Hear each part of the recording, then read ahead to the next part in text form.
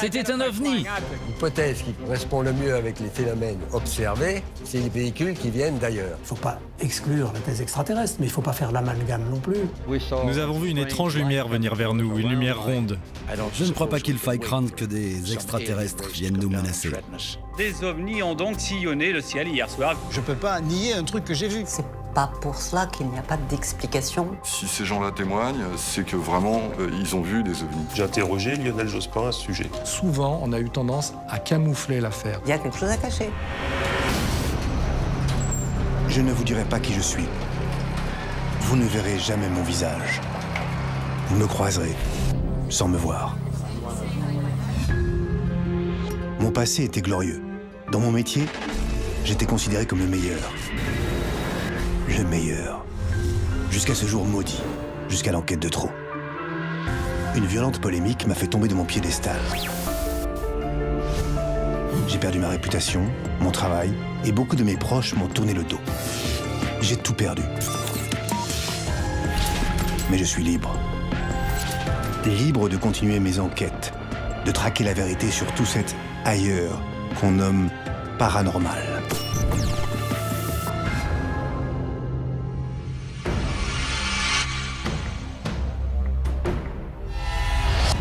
OVNI, un acronyme plein de mystères. Certains y croient dur comme fer, pour d'autres, il ne s'agit que de science-fiction. Moi, je n'avais pas d'avis tranché. Les autorités prennent-elles le sujet au sérieux? Ces milliers de témoignages de pilotes civils et militaires, que deviennent-ils? Dans les plus hautes sphères de l'État, les ovnis sont l'objet d'une omerta totale. Armée, politique, et si on nous cachait quelque chose? C'était décidé. J'allais reprendre l'enquête à zéro. J'allais chercher moi-même les réponses aux questions que je me posais. Mon premier contact? Un ancien militaire, pilote dans l'aviation légère de l'armée de terre. Au téléphone, il m'avait semblé fiable, calme, sûr de lui, tout sauf un illuminé.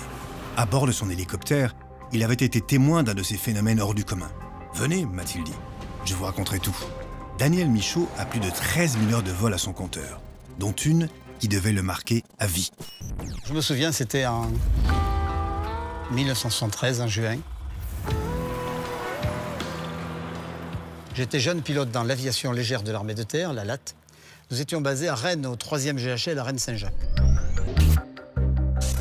Alors que nous faisions une mission de liaison entre Rennes-Saint-Jacques, où nous avions notre base, et Caen-Carpiquet, on a observé un phénomène extraordinaire 15 minutes avant l'arrivée sur Caen. Nous étions dans des conditions optimales de vol. On était à 1000 pieds, c'était pas très haut. Et ce jour-là, je partais en mission avec un ami, mécanicien, lorsque tout d'un coup, il m'a dit « Daniel, regarde !»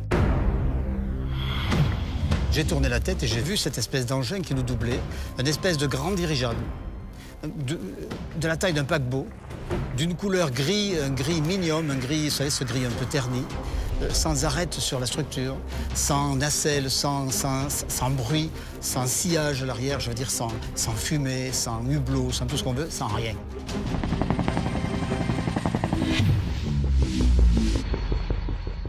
Moi, je dis à mon mécanicien, je dis, écoute, ce truc-là, c'est pas normal, quoi. C'est pas un dirigeable, ça va beaucoup trop vite pour être un dirigeable.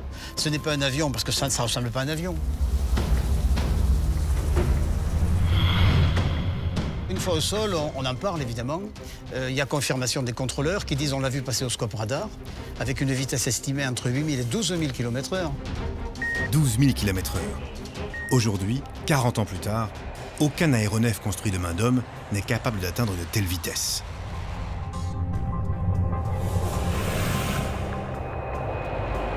Même les avions de chasse les plus rapides ne dépassent pas 4000 km/h. Daniel Michaud, sous le choc, s'adresse alors à sa hiérarchie. À ce moment-là, j'allais passer officier. J'étais un jeune pilote, hein, j'avais 23 ans. Et mon propre chef de corps m'a dit, écoute Michaud, c'est pas le moment de parler de ça, tu vas compliquer ton affaire, là. On n'en parle plus. Comme la plupart des pilotes, pour préserver sa carrière, Daniel a dû se taire. 40 ans de silence pour éviter de passer pour un fou. La dernière fois où j'ai parlé de ça publiquement, mon épouse a reçu des appels très critiques dans le genre « Vous êtes Madame Michaud, oui, votre mari doit se faire soigner d'urgence, il a besoin d'une thérapie urgente. » Maintenant, j'ai 63 ans, ma carrière est derrière moi et ça m'est diffère complètement de savoir quel est le jugement que l'on me portera. Ça m'est égal. J'ai vu ça, je le dis. Aujourd'hui, Daniel ose parler. Libéré du devoir de réserve, il brise désormais le silence. Son témoignage, sa sérénité, tout en lui m'avait semblé crédible. Mais il me fallait trouver d'autres exemples, faire d'autres rencontres. Je voulais remonter cette piste. J'ai passé des heures à chercher d'autres témoignages. Et je me suis vite rendu compte que Daniel Michaud n'était pas un cas isolé. Pour beaucoup de pilotes militaires, parler des ovnis représente un risque de briser leur carrière. Et ce tabou existe depuis toujours. Peu après la fin de la Seconde Guerre mondiale, les pilotes américains témoins d'ovnis s'étaient heurtés à cette loi du silence. C'était la guerre froide. La paranoïa anti-russe était plus forte que tout. L'armée expliqua donc ces observations bizarres en évoquant les avions espions. On a vu des objets circulaires évoluer au-dessus des États-Unis, évoluer au-dessus de la France, de l'ensemble de l'Europe. Et la grande histoire des ovnis, en fait, a commencé dans les années 50. Alors, c'est l'époque de la guerre froide. Donc, il y a quand même eu toujours un fond de suspicion en se demandant si ce n'était pas des avions espions. Il y avait un rapport d'espionnage où des espions russes avaient rencontré des espions américains et ils s'étaient tous dit « Mais on croyait que c'était vous qui nous envoyiez ça ». Kenneth Arnold. Voilà l'homme qui a tout déclenché. En 1947, ce pilote privé américain dit avoir observé plusieurs engins de forme inconnue en survolant l'État de Washington. La presse s'empare de l'histoire, le terme « soucoupe volante » apparaît pour la première fois.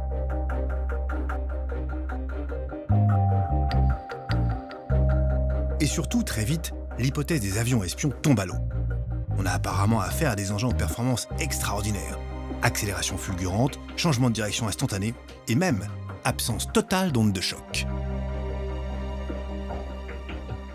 L'aspect singulier de l'OVNI, c'est un déplacement en air dense à très grande vitesse, donc ça devrait faire un bang. Avant, dans le temps, un avion supersonique passait, il cassait les vitres. Tandis que si vous preniez un OVNI qui passe à Mach 5, 6 au-dessus d'un village, il effondrerait les toitures. Hein? Carrément, bah oui, vous avez une onde de choc. Vous savez, l'onde de choc, c'est l'équivalent des vagues d'étrave des bateaux. Imaginez un croiseur qui arrive à 200 km/h devant le port de Marseille, il casse tout. Il fait une vague énorme, voilà, c'est tout. Aucune onde de choc. Exactement ce que m'avait dit Daniel Michaud. Imaginez un engin comme ça aurait dû casser toutes les vitres partout. Peut-on en déduire, pour autant, qu'il s'agit d'une technologie autre qu'humaine? J'ai retrouvé Jean-Gabriel Grélé, pour qui cela ne fait aucun doute. Ce pilote de chasse français a servi aux États-Unis dans les années 50 et il se souvient du règlement alors en vigueur dans l'US Air Force. Un document qui, d'après lui, prouve que l'armée prend le phénomène très au sérieux et nous cache quelque chose. Ce papier, c'est la réglementation que nous devions suivre à chaque fois que nous voyions quelque chose de non identifié ou de bizarre. Quelque chose qui ne nous semblait pas pouvoir être reconnu comme un avion humain. En gros, tout ce qui était disque, par exemple, il est bien évident que ça ne pouvait pas être un avion humain. Objet volant non identifié, attrait à tout type d'objet en vol, airborne, qui, par ses performances, ses caractéristiques aérodynamiques ou des détails de forme inusuels, ne se conforment à aucun type d'avion ou de missile connu à notre époque. Alors ce document, pour moi, représente la preuve absolue, et c'était le cas pour mes camarades aussi, la preuve absolue que nous pouvions être confrontés à des engins qui n'étaient pas de construction humaine. Là, il marquait un point. Pourquoi l'armée aurait-elle perdu du temps à dicter un manuel sur des choses qui n'existent pas? Au fil de mes recherches, je découvrais cette contradiction. La négation officielle du phénomène OVNI et la multiplication de ces observations de pilotes dans tous les pays. Depuis 1947, plus de 3500 pilotes avaient quand même osé témoigner, et ce sur tous les continents. Parmi ces histoires, une en particulier m'accrocha tout de suite. C'est une de mes sources à Téhéran, en Iran, qui m'avait briefé. « Renseigne-toi », m'avait-il dit. C'est un cas unique, mais évidemment, l'affaire a été vite classée.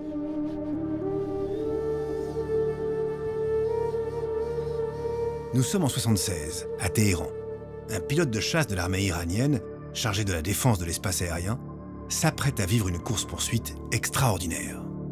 À Téhéran, c'est un pilote iranien à qui on signale, à partir d'une observation faite au sol, observation visu, observation radar, un énorme objet, grand comme un Boeing 707, qui passe au-dessus d'un aéroport. Le pilote de chasse s'est approché. Arrivé à une certaine distance, progressivement, toute son électronique est tombée en panne.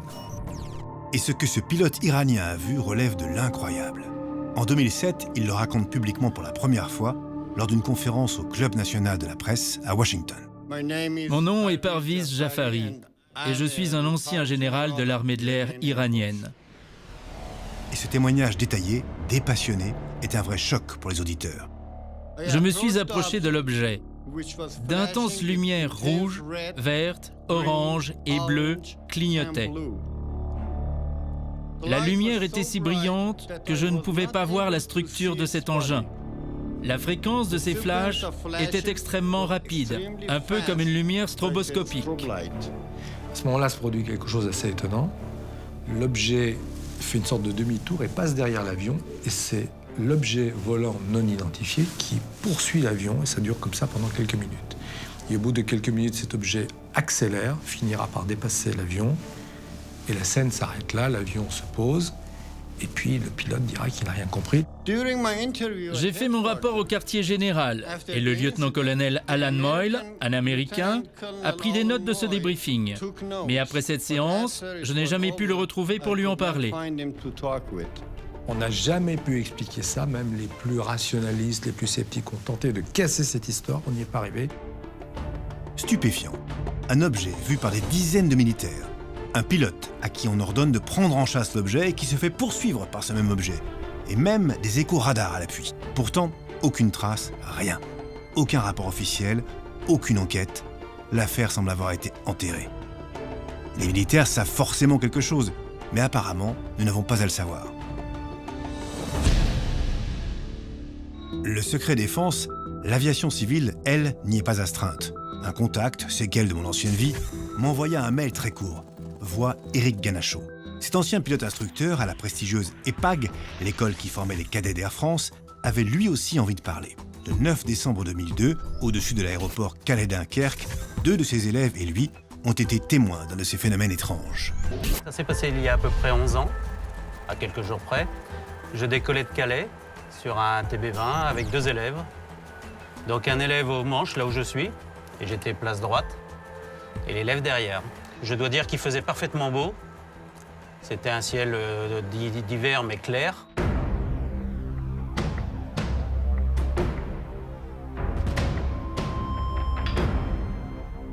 Et là, donc, j'ai vu pour moi un avion qui arrivait face à moi. Un gros phare. C'était lumineux, mais c'était pas éblouissant, comme un phare qui éclate, qui peut cacher quelque chose. Là, c'était juste lumineux. Et ce phare s'est éteint donc au bout de 5 secondes. Quand j'ai viré, il s'est éteint. Et là, j'ai vu une boule grise qui partait vers le nord très rapidement, du côté de Gravelines, de la centrale nucléaire. La tour m'a confirmé qu'il n'y avait personne en vol. Or, j'avais un phare devant nous et on était 3 à le voir. 15 ans dans l'armée de l'air, 30 ans dans l'aviation civile, Ganachaud sait de quoi il parle. Et pour lui, il n'y a aucun doute possible. Ce qu'il a vu n'était ni un reflet, ni un avion. Quand je l'ai vu, moi, c'était statique. Quand ça s'est éteint, je l'ai vu diminuer très rapidement, partir à toute vitesse en sens opposé. On envoie des reflets sur des pare-brises, sur une carlingue métallique. Ça n'a rien à voir. Rien à voir. Ça fait une lumière diffuse, un éclat de lumière, c'est diffus. Là, c'était bien compact, bien cerné. C'était bien dessiné. N'étant plus militaire, Éric Ganachaud s'était senti le droit de témoigner. Peut-être même le devoir. La gendarmerie est venue prendre nos dépositions à tous les 3. On a vu quelque chose, mais on ne sait pas quoi. On ne sait pas quoi. Ça se confirmait. Les témoignages crédibles de pilotes civils, les rapports de militaires, il y en avait eu beaucoup. Mais une fois enregistrés, qu'était-il devenu? C'était ça que je devais maintenant comprendre. On le sait peu, mais en France, il existe un organisme officiel consacré au sujet. C'est le GEPAN, le groupement d'études et d'information des phénomènes aériens non identifiés. Cet organisme, créé en 1977, fait partie du CNES, l'Agence spatiale française. J'essayais de rencontrer des membres du GEPAN, mais sans me donner d'explication, personne ne souhaitait me rencontrer. Mais je ne lâche pas si facilement. J'ai appris que le GEPAN était encadré par un comité de pilotage, chargé de superviser son travail. Et là, en citant quelques noms, j'arrivais cette fois à décrocher un entretien avec le directeur de ce comité.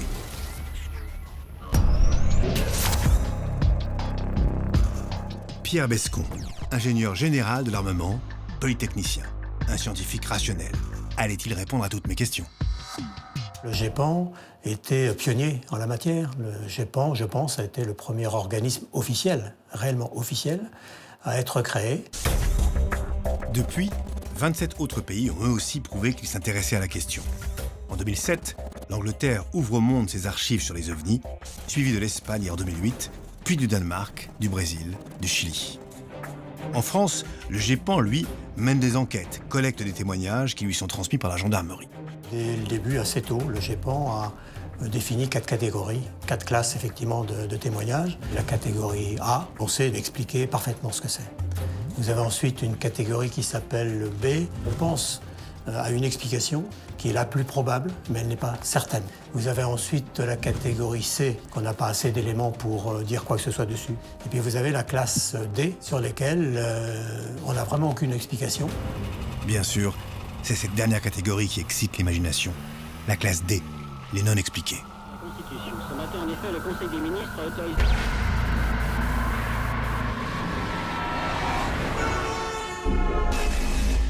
En France, il y avait donc bien des traces, des preuves même, de la réalité de ces phénomènes. Depuis son existence, il y a eu à peu près 7000 témoignages recueillis donc, au GEPAN. Et les cas non expliqués, c'est de l'ordre de 20 à 22%, je crois, ce qui paraît beaucoup. Mais dans la réalité, les cas vraiment intéressants qui sont inexpliqués, c'est plutôt de l'ordre de 4%. Au total, c'est quand même près d'une cinquantaine de cas, totalement inexpliqués et bien réels. Il y a un chiffre, effectivement, de cas qui existe, bien entendu. Et c'est bien là qu'apparaît toute la problématique. Qu'est-ce que ça peut bien être? J'allais découvrir que sur les cas troublants, propices à une enquête, le GEPAN était en fait vite dépassé. Le 5 novembre 1990, des centaines de Français, partout dans le pays, observent un phénomène étrange dans le ciel. Mesdames, Mesdemoiselles, Messieurs, bonsoir. Des ovnis ont donc sillonné le ciel hier soir vers 19h sur l'Europe de l'Ouest. En France, le CNES ne veut pas encore se prononcer et souhaite entendre le maximum de témoignages. Il n'y avait aucun bruit. C'était un engin assez grand, avec des lumières en triangle assez symétriques. Ça avait une forme triangulaire, voire losange parfois, et c'était composé d'environ une douzaine de lumières, douzaine de points lumineux. Certains jaunâtres, d'autres un peu rouges, et certains laissaient à l'arrière une traînée jaunâtre également. Le GEPAN n'a pas pu se pencher sur ces 1000 observations, c'est beaucoup trop. Il faudrait pouvoir travailler plus là-dessus. Je ne suis pas sûr que le GEPAN ait eu le loisir ni les ressources pour travailler sur toutes les observations. Très bien, je récapitule. Le GEPAN, organisme créé par l'État dont on nous dit qu'il est un modèle pour les autres pays, serait en fait incapable de faire des investigations poussées. En 2 mots, c'est une coquille vide. Apparemment, le pouvoir a eu envie d'être perçu comme s'intéressant à la question et d'avoir une position de transparence à l'égard du public. Ce qui, à mon avis, est complètement un écran de fumée. Comment dire, ce qui est extraordinaire, c'est... et ça, je crois que personne ne s'en doute, c'est que derrière cette façade, il n'y a rien. C'est-à-dire que c'est ce qu'on a pu faire de mieux en France. En général, ceux qui n'aiment pas le GEPAN, ce sont ceux qui défendent la thèse extraterrestre. Bon, il ne faut pas exclure la thèse extraterrestre, mais il ne faut pas faire l'amalgame non plus. On ne sait pas aujourd'hui. On ne sait pas.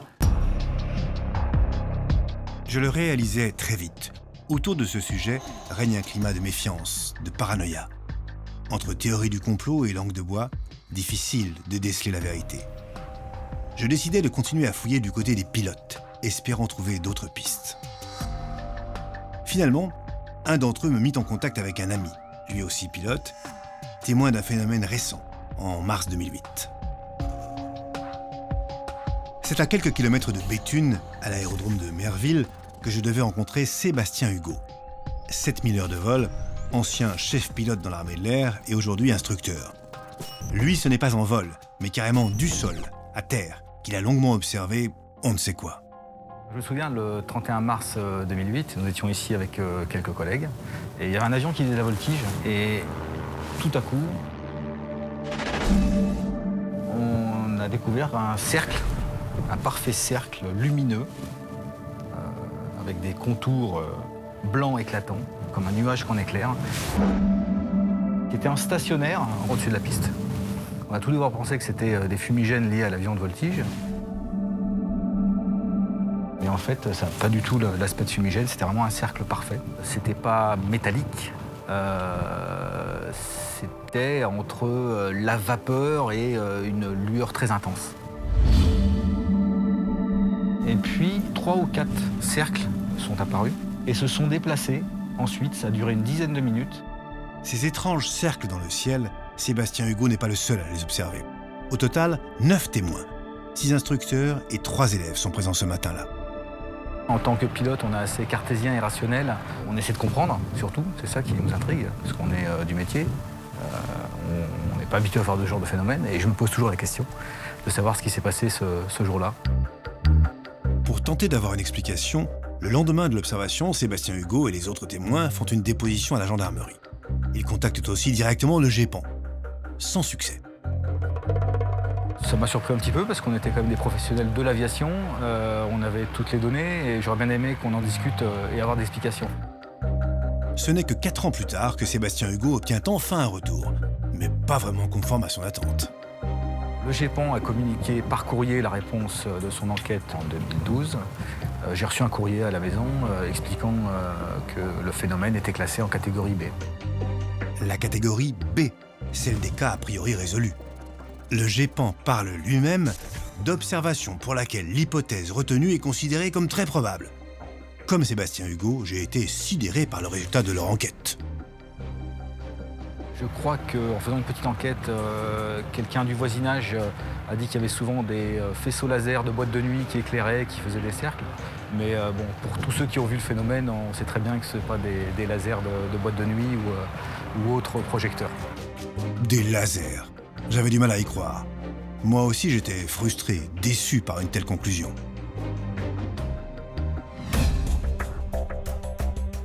J'avais eu beau rencontrer des pilotes, interroger des voix officielles, je me rendais compte que je tournais en rond. Alors, j'allais frapper plus haut. Ma prochaine cible, les plus hautes sphères de l'armée, là où on côtoie les politiques.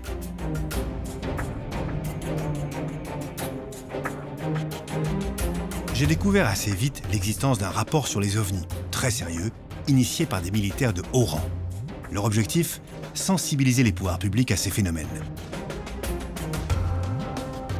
À l'origine de ce rapport publié en 1999, dit le rapport Cometa, un général de l'armée de l'air, général Letty, ancien pilote de chasse, ancien commandant de base aérienne.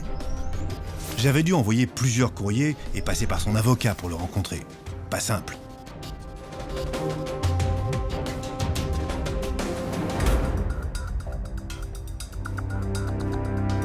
Aujourd'hui, le général Letty est à la retraite et il a finalement accepté de me parler du rapport Cometa, un rapport explosif rédigé par l'élite militaire.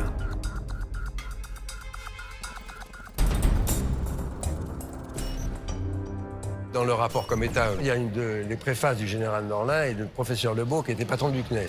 Je dis ça parce que c'est quand même pas n'importe qui. Décryptage. André Lebeau, rien moins que l'ancien président du CNES, organisme chargé de mener la politique spatiale de la France. Le général Norlin, chef du cabinet militaire des premiers ministres Jacques Chirac et Michel Rocard à la fin des années 80. Scientifique réputé, haut fonctionnaire, militaire de renom, j'ai eu un vrai choc en apprenant quelle personnalité avait contribué au rapport Cometa. À première vue, il avait tout pour faire l'effet d'une bombe. On a publié ce rapport en 99 sous le nom de « À quoi doit-on se préparer ?»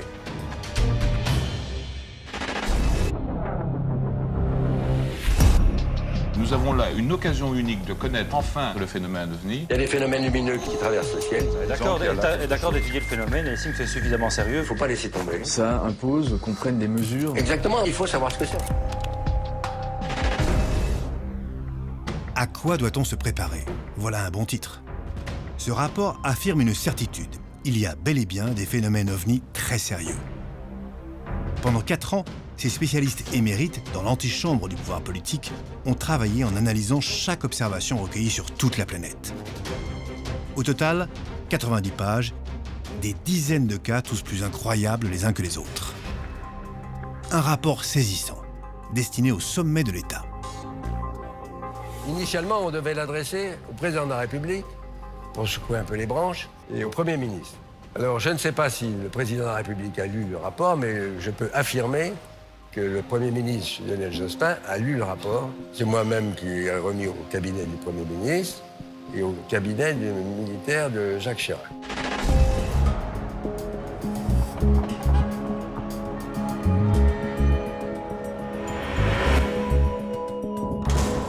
Pourtant, aucun de ces hommes politiques ne fera de commentaires. Rien. Pas un mot, pas une réaction. Comme le général Letty, je m'interrogeais. Le rapport était-il considéré comme trop absurde ou trop dérangeant? Nous, notre rapport ne dit pas que les extraterrestres existent, on dit que c'est l'hypothèse qui colle le mieux avec ce qu'on observe. Eh bien, rien que ça choque certaines personnes qui trouvent que c'est complètement farfelu. Le seul à parler de ce rapport, ce sera le magazine VSD.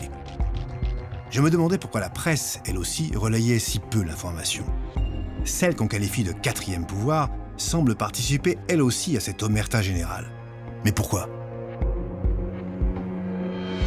J'ai lancé mes filets et j'ai eu un appel d'un journaliste très bien informé qui avait approché les politiques sur la question OVNI. Il avait enquêté sur le sujet pendant 5 ans, une investigation qui lui a coûté cher. Journaliste pour un grand hebdomadaire d'actualité, il a accepté de se confier à moi, à la condition que je garantisse son anonymat. Quand j'ai commencé à en parler à mes confrères journalistes, quand je leur ai dit j'enquête sur les ovnis, on m'a regardé avec des yeux grands comme des soucoupes, c'est le cas de le dire, et on m'a tout de suite traité de fou. On m'a dit mais attends, mais t'es malade, ça n'a aucun intérêt, c'est quoi, qu'est-ce qui te prend, c'est pas sérieux, dans tous les cas c'est pas sérieux. J'ai préféré continuer mon activité professionnelle de journaliste sous un autre nom pour ne pas avoir cette étiquette indélébile. En fait, c'est presque un tatouage sur le front, hein. C'est ovni, ça veut dire que je suis fou, tout simplement. C'est ça qui est terrible, c'est que le fait d'avoir fait un travail sérieusement, un travail journalistique sérieusement, en fait, a coûté très cher. Et a failli briser ma carrière de journaliste. Un prix à payer, lourd, pour avoir osé s'intéresser à ce que la plupart assimilent à de la science-fiction. Il faut dire que des années 50 à Spielberg ou la célèbre série X-Files, les soucoupes volantes et les extraterrestres nourrissent notre imaginaire, mais pas nos connaissances. Une culture populaire largement entretenue par la presse, qui n'a jamais traité le sujet sérieusement. Pendant 2 décennies, les médias ont tourné le sujet OVNI en ridicule. Donc ça a été, soit on rigolait, on plaisantait sur le sujet, c'était les petits hommes verts. Ça, c'est resté dans l'esprit des gens, aussi bien le public que les journalistes eux-mêmes. Revenons-en au rapport Cometa. Au cours de son enquête, ce journaliste a lui aussi tenté de savoir quel impact il avait eu auprès des politiques. J'ai interrogé Lionel Jospin à ce sujet. Et Lionel Jospin m'a dit qu'il ne pouvait rien dire. Il a été très clair, il m'a dit « Oui, je confirme qu'on m'a remis le rapport Cometa, mais je ne peux pas vous en dire plus. » Et quand j'ai demandé à Lionel Jospin « Est-ce que vous prenez le sujet au sérieux ?» Il m'a dit « Comment pourrait-on ne pas prendre cette question au sérieux ?» Donc il a quand même répondu indirectement à ma question. C'est que lui prend le sujet au sérieux, mais il ne peut pas en dire plus. Donc il y a quelque chose, mais il ne peut en dire plus. D'après ce journaliste, l'exécutif est de toute façon forcément au courant du dossier OVNI. Je suis convaincu que les présidents, tous les présidents, quels qu'ils soient, ont été informés sur cette question et qu'ils ont décidé de se taire. De toute évidence, personne ne voulait s'exprimer sur le sujet. La question OVNI devait rester confidentielle. J'avais cherché à interroger des hauts gradés, j'ai envoyé des courriers aussi à l'armée de l'air, on m'a jamais répondu. Et une fois, un avocat de l'armée, que je ne citerai pas, m'a téléphoné pour me dire « Laissez tomber, cette affaire vous dépasse, je vous conseille d'arrêter votre enquête ». Ça ressemblait à de la menace. Moi, je l'ai pris tel quel, je lui ai dit d'ailleurs. Je lui ai dit « Mais vous êtes en train de me menacer ». Il m'a dit « Tirez les conclusions que vous voulez ». Des menaces, carrément. On touchait bien à un sujet des plus sensibles. Les pouvoirs publics sont donc bel et bien au courant. Et aux États-Unis, on en a la preuve. C'est le président Roosevelt qui a décrété en 1942 un embargo sur l'information, c'est-à-dire en fait un secret d'État. Il y a un document qui dit précisément au général Marshall, qui était son chef d'état-major, il n'y aura pour l'instant que 5 personnes, vous et moi y compris, qui seront au courant de ce sujet. Donc ça s'appelle un secret d'État. Secret d'État, le mot est lâché. Et ce n'est pas tout. j'allais découvrir d'autres documents déclassifiés étonnants. Depuis une loi de 1974, les archives du gouvernement américain sont accessibles au public. Et parmi tous ces documents officiels, celui qui a fait le plus parler de lui, c'est un rapport qui remonte au 23 septembre 1947. Il émane du général Twining, à l'époque directeur des services techniques de l'Air Force et surtout futur chef d'état-major des armées. Et dans ce rapport de 1947, on affirme déjà l'existence des ovnis. Le rapport du général Twining, il commence très fort. Le phénomène est quelque chose de réel, il n'est ni fictif, ni résultat d'une vision. Il existe des objets qui ont probablement, approximativement la forme d'un disque, d'une dimension qui les fait apparaître comme étant aussi grand qu'un avion de construction humaine. Très curieux de comparer ça à des avions de construction humaine, vous voyez. Et puis le titre, c'est bien clair, hein, Opinion de l'Air Matériel Command concernant les disques volants. À en croire les milliers de documents déclassifiés, 130 000 pages rien qu'aux États-Unis, l'armée et les politiques, derrière le silence officiel, étudient les ovnis. D'ailleurs, j'ai découvert que dans le monde entier, plusieurs grandes figures politiques avaient osé s'exprimer sur ce sujet. Au Japon, le secrétaire général et porte-parole du gouvernement, Nobutaka Mashimura, affirme en 2007 que les ovnis sont bien réels et qu'il faut prendre le sujet au sérieux. Quand l'ancien ministre de la Défense du Canada, Paul Hellyer, s'exprime lors d'une conférence sur les ovnis en 2013 à Washington, voilà ce qu'il dit.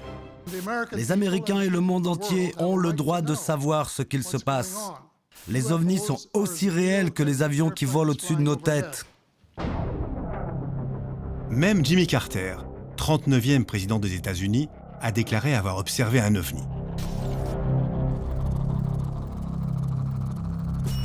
C'était en 1969, un an avant de devenir gouverneur de Géorgie. Alors qu'il s'apprête à faire un discours dans la petite ville de Leary, comme une vingtaine d'autres personnes, il voit un étrange objet lumineux passer au-dessus de sa tête. Une fois président, il n'a pas oublié et n'a jamais démenti cette histoire. Voilà ce qu'il en raconte dans une énième interview. Un soir, j'étais devant un restaurant, juste avant le coucher du soleil. La nuit tombait et nous allions nous mettre à table. J'étais là avec 25 personnes lorsque nous avons vu se dessiner dans le ciel une étrange lumière qui venait vers nous, une lumière ronde. Elle se rapprochait de plus en plus. Une fois au-dessus des pins, elle s'est arrêtée et elle s'est mise à changer de couleur. Bleu, rouge, blanc. Elle est restée là un moment. Nous étions très étonnés. Nous ne savions pas ce que c'était. Et elle a finalement disparu et est repartie vers l'ouest. Cette observation, Jimmy Carter a osé en parler très tôt. En 1973, alors qu'il est gouverneur de Géorgie, il remplit un rapport très détaillé du NARCAP, sorte de GEPAN américain. Il annonce même que s'il est élu président, il fera éclater la vérité sur les ovnis et promet de déclassifier les documents secrets du Pentagone. Un engagement qu'il ne tiendra pas. Car comme il le dira plus tard à la Maison-Blanche, toute information relevant de la sécurité nationale doit rester confidentielle. Après lui, Ronald Reagan, 40e président des États-Unis, affirme lui aussi avoir vu un ovni en 1974. Il n'a jamais osé le dire face à une caméra, mais cette observation a influencé ses discours, comme cette fameuse déclaration du 4 décembre 1985. Si soudain une menace planait sur le monde, venant d'une autre espèce, d'une autre planète, d'un autre univers, nous mettrions de côté tout ce qui nous éloigne les uns des autres. Bien plus récemment, en octobre 2007, un sénateur de Nikotinich prend le risque de dire qu'il a vu un ovni alors même qu'il est en pleine campagne électorale. Avez-vous vu un ovni ? Enfin, j'ai vu un objet volant, non identifié, n'est-ce pas ? Ce n'était pas identifié. J'ai vu quelque chose. Cette déclaration lui a peut-être coûté son élection. Étrangement, malgré ses prises de position, rien ne bouge. On nous mène en bateau. Et comme en France, aux États-Unis, il y a aussi des affaires étouffées pour raisons politiques. Le cas de Fife Symington, ancien gouverneur d'Arizona, en est un exemple frappant. Le 13 mars 1997, des milliers d'habitants de Phoenix observent dans le ciel d'étranges lumières. Phoenix, en 1997, est survolé, alors que la nuit commence, par un énorme triangle, un énorme engin qui fait plusieurs kilomètres d'envergure, qui survole la ville à basse vitesse et qui est observé par des milliers de personnes. C'était un disque, un énorme disque, à peu près de la taille de ces deux immeubles.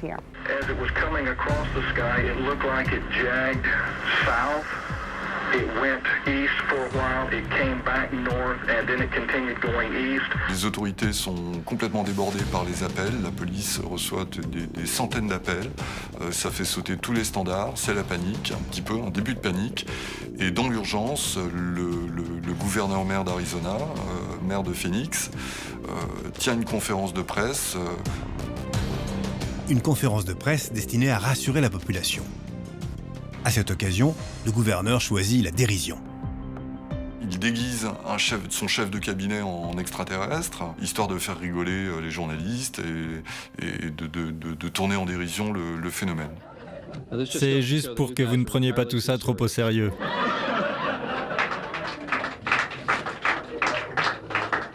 La version officielle, ce sont des leurres, des fusées-leurres, tels que les avions de chasse en largue pour dérouter un missile qui leur est envoyé, etc. Ça n'avait rien à voir avec ce que l'on voit. Il y a quelques vidéos, c'était le début des caméscopes. Hein. Tout le monde n'avait pas un portable qui fait des vidéos sur soi à l'époque, en 97. Mais il y a quand même quelques vidéos, il y a des photos et surtout des milliers de témoignages. Donc voilà. Ça, c'est sans doute l'observation de masse, une des plus importantes qui ait eu lieu. Coup de théâtre. 10 ans plus tard, alors qu'il n'est plus gouverneur d'Arizona, Five Symington change son fusil d'épaule et dément ce qu'il avait dit à la conférence de presse de 1997. Je suis Five Symington et en 1997, lors de mon deuxième mandat de gouverneur d'Arizona, j'ai vu quelque chose qui défiait ma logique et ma perception de la réalité. Un soir, j'ai observé un gigantesque vaisseau en forme d'aile delta qui survolait silencieusement le Squaw Peak, une chaîne de montagnes au nord de Phoenix. C'était vraiment à couper le souffle. En tant que pilote et ancien officier de l'armée de l'air, je peux dire avec certitude que cet engin volant ne ressemblait à aucun objet connu créé par l'homme. Ce témoignage de Five Symington a été un vrai déclic pour moi. Pourquoi n'en avait-on jamais entendu parler en France? Je me suis rendu compte du paradoxe propre à notre pays. Nous avions été les premiers à nous doter d'un organisme étudiant les ovnis, et pourtant, nos dirigeants restaient ceux qui en parlaient le moins. Pour ainsi dire, jamais. Seuls 2 hommes politiques ont osé s'intéresser publiquement à la question. Le premier ne fut autre que le général de Gaulle. Le général de Gaulle avait été impressionné, il avait eu connaissance d'un rapport qui s'était passé assez loin de la France, mais un rapport OVNI qui était tout à fait pertinent. Il avait demandé à ce qu'une commission d'enquête soit créée sur la question. On était vers 1966. En 68, il y a eu les événements qu'on connaît. C'est tombé à l'eau et ça s'est pas remis debout. 6 ans plus tard, c'est Robert Galet, alors ministre des Armées et futur ministre de la Défense, qui se prononce sur la question OVNI. Le 21 février 1974, suite à une vague d'observations en France, il s'exprime sur France Inter. Il est irréfutable qu'il y a des choses aujourd'hui qui sont inexpliquées ou mal expliquées. En 1954 a été créée au ministère des Armées une section de réflexion et de recueil de témoignages sur ces apparitions d'objets non identifiés. J'ai là parcouru un certain nombre de témoignages et ces témoignages se sont développés jusqu'en 1970. Il y en a une 50aine. Robert Galet fait figure d'exception dans le monde politique français. Depuis, plus aucun homme d'État ne s'est exprimé sur le sujet. Pourtant, on l'a vu avec le rapport Cometa, ce n'est pas faute d'avoir essayé d'alerter les autorités. En 2008, à nouveau, pour sensibiliser le monde politique, une lettre ouverte est envoyée au cabinet du président Sarkozy. Ses auteurs, un contre-amiral et des scientifiques de tous bords. Ils souhaitent que l'État s'implique enfin sérieusement et donne plus de moyens afin d'étudier le phénomène.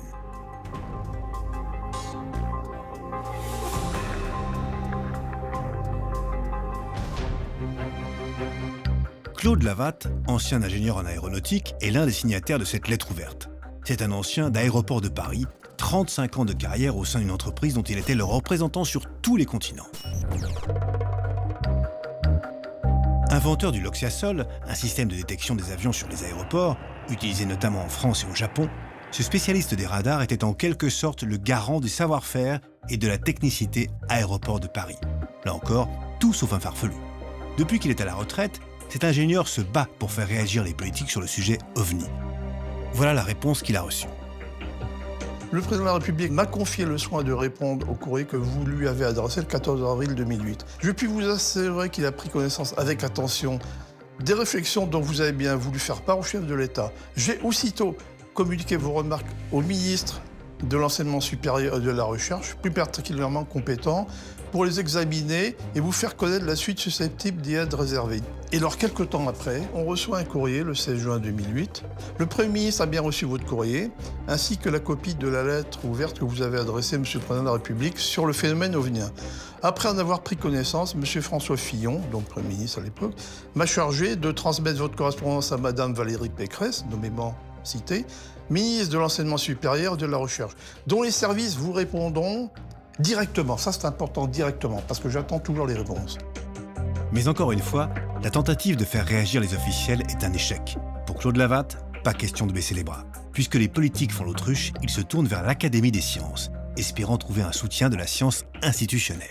Je me suis dit, les plus sincères là-dedans et peut-être les plus susceptibles de faire quelque chose, ce sont les scientifiques. J'ai pondu une lettre à destination de M. Philippe Taquet, président de l'Académie des sciences, dans laquelle je donnais un tas de raisons pour lesquelles la science institutionnelle devrait s'intéresser aux problèmes OVNI. Décidément, le monde scientifique ne semble pas plus enclin que les politiques à s'exprimer. Alors je pensais que ça aurait pu émouvoir Philippe Taquet et j'ai reçu une réponse totalement inacceptable. Monsieur Philippe Taquet, président de l'Académie des sciences, vous remercie pour votre courrier qu'il a bien reçu, mais auquel il ne peut donner suite. Cordialement, et c'est signé Sophie Julion, sa secrétaire. Ce monsieur n'a même pas le courage de me répondre. Bravo, bravo la science française. Ce qui manque à ces gens-là, c'est le courage et le culot. Je me rendais compte que dans tous les domaines, manifester un intérêt pour les ovnis, c'était se marginaliser, s'exposer au quolibet ou à l'indifférence. Moi-même, je me suis mis en garde. Je me dis, c'est pas possible. Sachant ce que je sais, le métier que je fais, je ne peux pas compromettre ma boîte et aussi mon avenir professionnel en faisant de telles déclarations. C'est trop tôt. Je l'ai fait quand j'étais à la retraite, comme beaucoup de gens. Et les scientifiques qui ont pris position en pleine carrière en ont fait les frais. C'est le cas de Jean-Pierre Petit, astrophysicien, ancien chercheur à l'Observatoire de Marseille, puis au CNRS. On m'a proposé d'être vulgarisateur avec l'appui du CNRS. J'ai été mis dans une commission information scientifique et technique. Et puis, ma foi, on m'a dit, vous savez, si vous voulez aller visiter n'importe quel musée des sciences dans le monde, au Japon, n'importe quoi, vous nous le dites, on vous envoie, j'aurai une vie de patachon. Mais le prix à payer, c'est vous arrêtez vos conneries avec les ovnis. Là, j'ai dit non. Donc, c'était fini. J'ai loupé ma chance. Mais il faut savoir ce qu'on veut. Est-ce qu'on veut se regarder dans une glace le matin ou pas ? Scientifiques, politiques, journalistes, militaires, pour résumer, en France, aucun domaine n'échappe au tabou OVNI.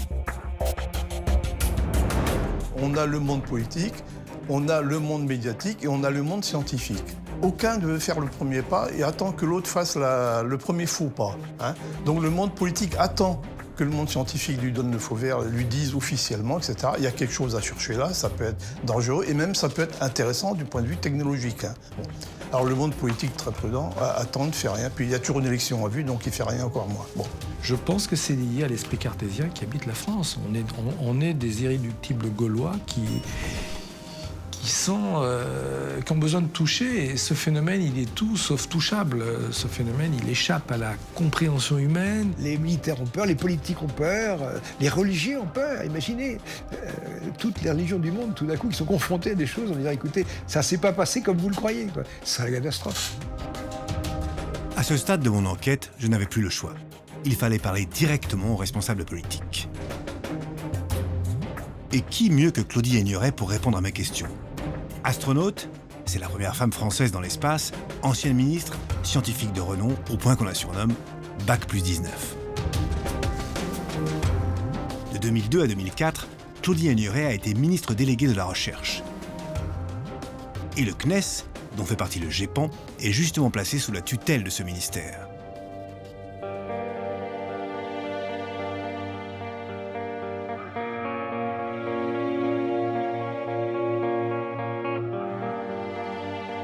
Claudie Aigneret devait forcément avoir eu des échos du travail du GEPAN. Surtout que pendant ces 2 années au ministère, cet organisme a enquêté sur plus de 30 cas, dont 5 qui n'ont jamais pu être expliqués. À l'époque où j'étais au ministère de la Recherche, non, il n'y a pas eu de retour sur ces rapports. Ces activités-là, elles ne sont pas classées prioritairement dans les enjeux du spatial. Ça commençait mal. J'étais assez pessimiste sur le déroulement de cet entretien. En écartant la politique, je tentais une autre approche. Claudie Aigneret est allée 2 fois dans l'espace, en 1996 et en 2001. Au total, 26 jours passés en apesanteur. Alors, peut-être avait-elle été témoin de quelque chose. C'était pas un sujet qui me posait question quand j'ai préparé la mission, quand j'ai réalisé la mission. Par contre, c'est une question qu'on nous pose au retour des missions. Et en général, je réponds que je n'ai pas vu quoi que ce soit auquel je ne m'attendais pas. Décidément, j'étais mal parti pour obtenir des révélations. Pourtant, je repensais à tous ces témoignages que j'avais trouvés. En 1965, sur la mission Gemini 4, les astronomes James McDivitt et Edward White observent un objet volant non identifié à plusieurs reprises. La même année, sur la mission Gemini 7, 2 astronautes observent eux aussi un ovni durant leur 2e tour de la planète. En 1966, sur la mission Gemini 10, même chose. 69, Apollo 11. 73, mission Skylab. De l'astronaute Gordon Cooper à Neil Armstrong, le premier homme à avoir marché sur la Lune, la liste était immense. Alors que pouvait bien penser Claudie Aigneret de ces observations?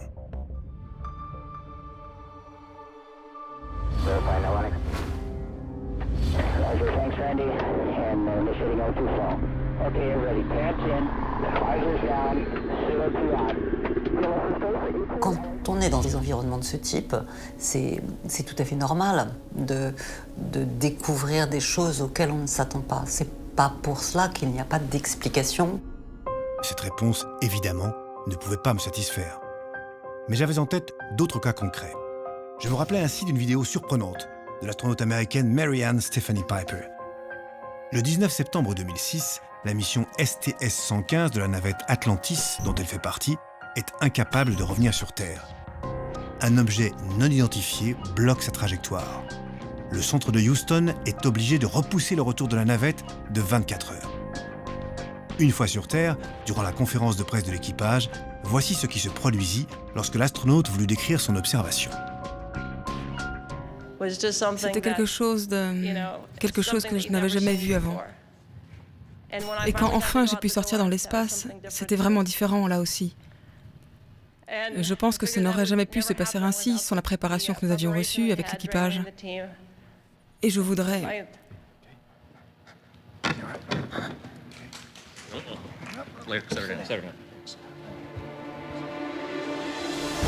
Une astronaute qui s'évanouit en essayant de raconter son observation d'OVNI. Cette image m'avait vraiment marqué.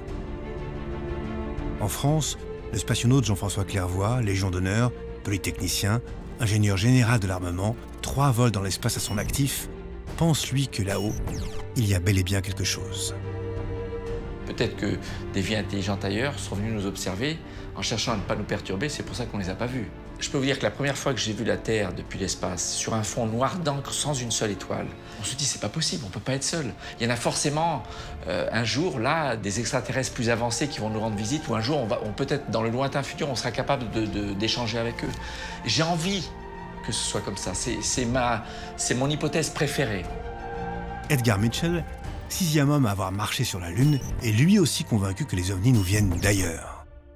J'encourage ceux qui doutent à lire les livres, écouter ce qui se dit et essayer de commencer à comprendre ce qui se passe vraiment. Il n'y a aucun doute, nous sommes visités. J'évoquais toutes ces vidéos à l'ancienne ministre, curieux de voir sa réaction. J'ai pas eu l'occasion d'en parler personnellement avec une, de lire des choses à ce propos. Non, je suis pas la bonne personne pour répondre sur ces sujets. C'est pas quelque chose, ce sont pas des points de discussion qu'on a pu aborder. J'avais des doutes. Depuis le début, la conversation gênait Madame Aigneret. Alors qu'elle évitait la plupart de mes questions, je repensais à ces mots de Jean-Pierre Petit. En fait, les gens s'en foutent, vous savez, c'est ça le problème. C'est que, essayez d'intervenir auprès d'un politique. Vous lui dites les ovnis, le type va dire, oh là là, vous savez, la crise, les manifestants, ceci, l'Afghanistan... Hein. Le ministre de la Défense, lui, est intéressé par les opérations militaires d'Afghanistan. Vous lui parlez des ovnis, il s'en fout. C'est un problème qui a été rangé au niveau du folklore. Juste avant de partir, je tentais une dernière question. Pourquoi tout ce malaise, ces non-dits? Il peut y avoir des formes de secret défense et qu'on peut comprendre. Ça peut expliquer une partie du quart. On ne nous dit rien parce qu'il y a quelque chose à cacher. Oui, on ne nous dit rien parce qu'il y a quelque chose à cacher. Il y a quelque chose à cacher. Quelque chose à cacher. Cette phrase allait renforcer tous mes doutes.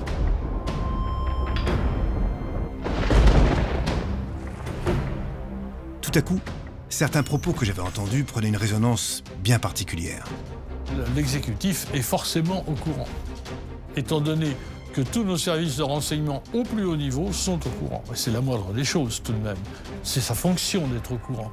C'est sa fonction d'être au courant, mais c'est aussi sa fonction de se taire. C'est tout à fait normal, ça. C'est pas la volonté de cacher des choses. On ne divulgue pas les secrets, c'est normal. Un secret que seules les plus hautes autorités ont le droit de connaître. Je savais, après des mois d'enquête, que j'aurais du mal à en savoir plus. Mais j'avais répondu à l'essentiel de mes questions. Les ovnis ne sont pas des délires d'hallucinés, et les gouvernements le savent très bien. Un jour, peut-être, nous découvrirons ce qu'ils sont réellement, d'où ils viennent. Une partie de moi n'arrêterait jamais d'y penser. Et vous ?